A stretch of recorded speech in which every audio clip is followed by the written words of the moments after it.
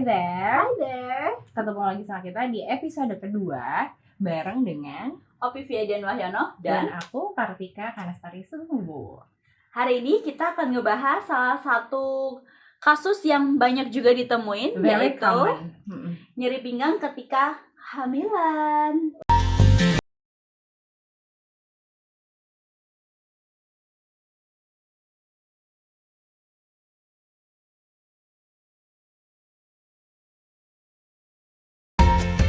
Untuk ibu-ibu prego, silahkan ngedengerin, simak episode kita kali ini karena banyak tips dan informasi yang pasti bisa dipakai, dimanfaatkan, diaplikasikan buat ibu-ibu hamil. Oke. Jadi Kak, ini karena Kak Opi ini adalah fisioterapis profesional, udah 8 tahun praktek. Gak berasa ya, Say? Emang Parah. 8 tahun? Tua ya, tua. Terus jadi aku bakal banyak tanya ke Kak Opi ini. Dia praktek di Brawijaya Klinik Kemang. So, ibu-ibu yang lagi prego, terus kemudian ada problem back pain, bisa langsung ke kliniknya kakak ini. Nah, jadi Kak, kenapa sih ibu-ibu yang sedang mengalami hamil kurang lebih tuh banyak banget yang mengalami back pain? Kira-kira penyebabnya apa itu? Oke, jadi first thing first, nyeri pada kehamilan itu merupakan hal yang sangat umum terjadi. Jadi sekitar 50-70% di kehamilan, terutama di trimester ketiga. Jadi yang mau udah akhir nih ya, stage akhir, moms akan mengalami nyeri di punggung bawah. Kenapa? Karena dengan seiring perut yang makin membesar, posturnya berubah, ya kan? Dan perutnya ke stretch ke depan menyebabkan punggung belakang itu jadi makin kaku. Nah, karena ini merupakan kondisi yang umum, kita nanti akan banyak share juga kan tips-tipsnya tuh seperti apa. Iya. Jadi tadi udah dikasih tahu kira-kira penyebabnya apa kalau ibu-ibu hamil tuh bisa mengalami back pain. Nah, ini yang kedua pertanyaannya adalah kira-kira persentasenya tadi berapa Kak? Bisa di-mention ulang nggak? Nyeri punggung ketika kehamilan itu sekitar 50-70% di kehamilan trimester ketiga. Jadi nggak perlu khawatir apakah aduh aku kenapa sakit pinggang. It's very common. Nah, tapi hari itu juga akan bagi-bagi tips juga bagaimana caranya untuk mengurangi nyeri di area punggung belakang. Oke, untuk penanganan pertama dari back pain yang dialami oleh mami-mami yang lagi hamil itu apa Kak? Kira-kira? Oke, jadi ketika ada nyeri pinggang ketika hamilan, jangan takut, jangan panik karena fisioterapi sangat membantu nih moms untuk mengurangi nyeri ketika kehamilan. Gimana caranya? Salah satu dengan stretching. Itu yang bisa dilakukan di rumah. Betul. Nah, ketika nanti di klinik bertemu dengan fisioterapis, fisioterapi juga akan bisa meresepkan beberapa latihan dan juga treatment-treatmentnya. Pastinya sangat aman banget melakukan treatment fisioterapi karena pastinya tidak akan banyak pakai alat kan, karena moms juga sedang mengandung. Betul. Jadi sebenarnya ini juga kasusnya unik banget karena kan banyak juga pasien yang datang tuh, oh baru tahu fisioterapi bisa untuk ibu hamil. Padahal kan as you know juga fisioterapi bisa juga untuk membantu. Jadi no worries and don't worries, bukan berarti hamil itu yang kayak aduh aku hamil aku harus sakit kan, nggak juga. Kita bisa membantu nih untuk mengurangi nyeri di punggung belakang. Oke. Terus ini kan sudah dikasih tahu ibu-ibu jangan lupa temui fisioterapisnya kalau memang ternyata mengalami keluhan back pain pada saat lagi hamil. Itu bukan hal yang serem, bukan hal yang kayaknya gue aneh banget di ini hamil terus kemudian kok ada nyeri-nyeri di sekitar pinggang bawah. Nah, terus ini ada pertanyaan lagi nih, kompres apa sih yang bagus untuk ibu-ibu yang lagi hamil dan mengalami back pain? Oke, ini pertanyaan bagus banget karena supaya ini adalah at least membantu ya sebelum bisa ketemu dengan fisioterapi atau kondisi seperti ini lagi nggak pengen keluar rumah. Nah, yang bisa dilakukan adalah bisa meletakkan kompres anget di area punggung belakang. Tujuannya apa? Untuk relaksasi otot yang kaku nih di daerah punggung belakang. Gitu Tari. Kurang lebih si kompres hangatnya ini harus dilakukan berapa lama kalau untuk kompresnya? Untuk kompresnya disarankan sekitar 2 menit ditahan sampai rasa angetnya sedikit berkurang. Setelah itu nanti bisa diulangi lagi. Jadi karena ini aman ya kompres kan nggak ada dimasukkan obat-obatan apapun. Saya sarankan sih pagi biasanya paling kaku tuh kan karena semalaman tidur. Pagi hari ketika bangun tidur rasa pegel boleh dikasih kompres anget. Saya rasa dengan nanti makin beraktivitas kompres angetnya juga nggak perlu lagi nih karena dengan kita beraktivitas kan tulangnya lebih bergerak, otot-ototnya bergerak, jadi kaku-kakunya pun berkurang. Nah, nanti malam biasanya setelah aktivitas banyak, kita kan akan ngerasain nyeri lagi kan di daerah punggung. Boleh ditaruh kompres hangat lagi 2 menit, diulangi sampai 5-10 kali. Nah, kompres hangat dan ketemu fisioterapis. Berikutnya nih, kira-kira ada pertanyaan juga dari kebetulan ini teman-teman aku banyak banget yang udah hamil dan punya anak ya. Pandemi say, jadi kan ini kan efek dari rumah ya sis, aktif bun. Cuddling. Nah, ini tuh ada pertanyaan. Kira-kira kalau ibu hamil boleh atau enggak sih melakukan olahraga? Nah, ini banyak banget yang tanya. Karena ada beberapa ibu hamil yang dia simptomnya gue mau tidur aja deh karena gue lagi hamil, kayak gue butuh banyak istirahat. Bawaan bayi atau gimana kan jadinya. The baby always. baby yang do anything. Terus yang kedua ada lagi ibu-ibu yang pumping banget. Mungkin kalau gue nanti jadi ibu barangkali aktif ya bun gitu. Jadi kira-kira ini boleh atau enggak sih olahraga pada saat hamil? Dan pada bulan keberapa baru boleh olahraga gitu? Jadi memang sangat disarankan untuk tetap aktif selama kehamilan. Tujuannya apa? Kita kan harus melatih otot-otot nanti untuk proses lahiran kan. Nah, salah satu otot yang perlu kita latih adalah otot-otot panggul atau pelvic floor yang gunanya membantu nanti untuk proses kelahirannya.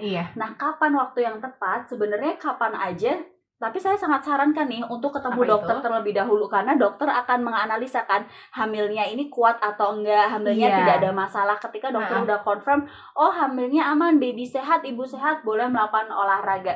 Saya highlight itu penting banget dicatat.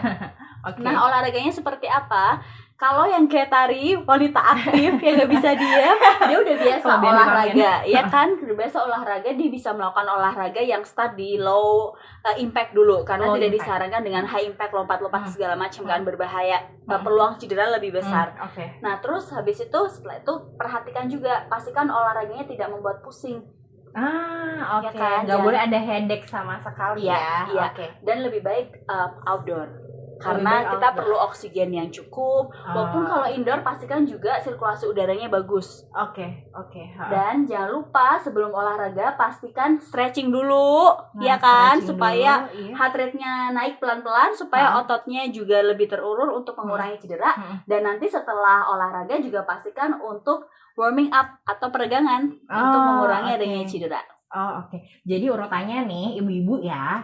Pertama adalah warming up first, supaya kayak naikin suhu tubuh dulu. Udah gitu dilanjutkan dengan beberapa gentle stretching gitu ya. Terus gerakan utamanya, then tetap ada cooling down. Iya betul nggak sih? Dan saya sarankan kalau belum pernah olahraga sama sekali, coba yang ringan dulu. Jalan pagi, jalan di mall ya sis. Jalan pagi 30 menit minimal setiap hari untuk bantu kekuatan dari otot-otot jantungnya dan nafasnya untuk nanti proses kelahiran. Atau bisa juga berenang. Walaupun kondisi pandemi banyak pro dan kontra ya, berenang boleh nggak tempat umum? Menular nggak sih COVID-19 gitu? Apabila berenang punya kolam renang di rumah lebih bagus lagi, jadi udah nggak ada alasan untuk malas. Nah, yang ketiga boleh dicoba sepeda statis aja. Berapa lama kira-kira? 30-40 menit itu yang direkomendasikan, karena apa? Kita kan tujuannya untuk ngejar kekuatan otot jantung, untuk ngejar nafas. Jadi nanti ketika kita proses melahirkan itu tuh nggak terlalu ngos-ngosan gitu loh. Jadi itu juga bagus banget untuk melatih kapasitas fisik kita kan ketika kita hamil. Nah, terus yang berikutnya fokus di pelvic floor. Betul. Selain itu juga mempersiapkan fungsi kardio dan paru-paru, persiapan sebelum ibu melakukan persalinan. Jadi memang bukan hanya untuk pelvic floor aja yang bagus, tapi untuk meningkatkan fungsi kardiorespirasi dari si ibu hamil juga gitu. Betul. Dengan kata lain, sebelum melahirkan pun kita harus siap nih, kekuatan ototnya harus bagus, jantungnya juga harus bagus. Karena kan proses melahirkan ini bukan proses yang 5 menit selesai ya. Ada fase kontraksi sampai ada fase melahirkannya. Jadi dipastikan ibu pun juga harus siap fisiknya, mentalnya untuk nanti proses kelahirannya nanti. Iya, jadi semua penting banget. Bukan cuma olahraga dia meningkatkan kardio untuk persiapan persalinan, tapi juga untuk melemaskan, memperkuat otot-otot di sekitar panggul bawah. Panggul dan perut supaya nanti supaya kehamilan juga lebih sehat lagi ya. Well, jadi habis ini Kak Opi dan aku bakal menunjukkan ke ibu-ibu gimana caranya melakukan gerakan exercise dan stretching yang amat sangat direkomendasikan buat para mami-mami prego. So, stay tune. Stay tune. Hari ini kita akan berbagi tips nih gimana caranya mengurangi nyeri punggung bawah untuk kasus kehamilan. Ibu hamil, Prego, mami. Oke, kita simak ya. Exercise yang pertama tujuannya untuk memberikan mobilisasi di daerah pelvic atau panggul, posisinya floor kneeling yang nyaman. Floor kneeling. Oke. Jadi moms fokusnya cuma ada di punggung bawah ya. Jadi pastikan perutnya dimasukin, punggung bawahnya flat. Lalu kita akan lakukan gerakan pelvic rotations 1, 2. Jangan hilang kontraksi dari otot perut. 3, 4. Sebelah sini lebih flat. Bagus. Bawah. Naik. Ke bawah pelan-pelan. Lakukan 15 kali. Ulangi 3 set. Oke. Exercise yang kedua. Setelah tadi posisinya floor kneeling. Oke, perut jangan dikendorin ya moms. Tetap engage perut bawahnya. Lalu pelan-pelan turun ke bawah untuk stretching otot-otot punggung. Apabila moms dengan kehamilan perut yang besar, mungkin nggak bisa nih melakukan full seperti ini seperti tari. Jadi semaksimalnya aja, as long as udah ngerasain untuk udah ngerasain punggung atasnya terulur. Tahan 15 detik, ulangin 3 set. Ya, exercise yang ketiga. Jadi yang ketiga, satu kaki lurus, satu kaki ditekuk. Nah, kita mau stretch nih untuk otot punggung bagian samping karena kan sering kaku ya pastinya selama kehamilan. Oke, pelan-pelan nanti tarik, reach angle-nya, tangannya boleh diangkat ke atas. Semaksimal mungkin aja ya moms, jangan dipaksain karena tari cukup fleksibel, dia bisa lebih banyak nih romnya. Kalau mom nggak biasa, nggak apa-apa, sama udah ketarik di bagian sebelah sini. Kita ulangi sisi yang satunya. Latihan ini ditahan 15 detik, lalu ulangi 3 set di setiap sisinya. Pelan-pelan, dan jangan dipaksain ya. Sampai berasa ketarik di area punggung bagian samping. Udah berasa ketarik? betul, Stretch.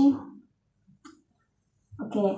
Nah, exercise yang berikutnya tujuannya untuk menjaga rotasi atau pergerakan di tulang belakang karena pastinya kaku banget nih dengan kehamilan makin membesarkan. Tadi oke, nanti pelan-pelan kita akan side rotations. Posisinya masih sama seperti tadi, ditekuk kakinya. Dua-duanya. Lalu side rotations, muter ke sebelah kanan, satu sisi dulu ya. Oke.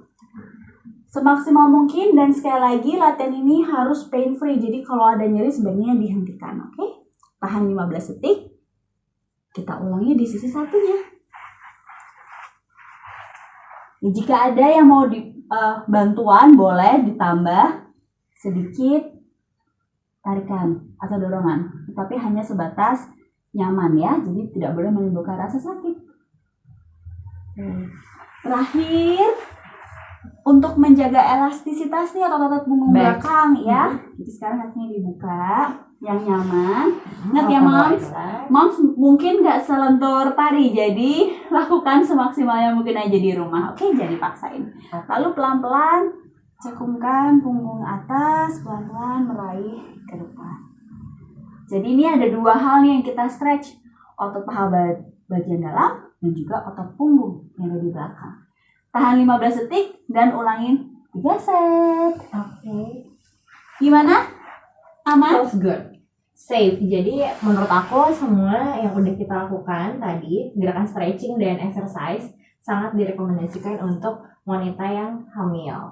Sangat aman, gentle stretching dan perlu dilakukan rutin ya. Ya, rutin. Regular 1 kali sehari. Baiknya kapan sih? Pagi, sore, atau malam? Disarankan pagi hari karena pagi hari kan kita tidurnya semalaman kaku dan perlu juga nih diulangi di sore harinya juga. Makin stretching makin bagus supaya tetap lentur otot-ototnya. Nah, apabila ada pertanyaan tulis di kolom komentar ya. Kita berdua ya akan jawab nantinya. Dah, see you next time. See you.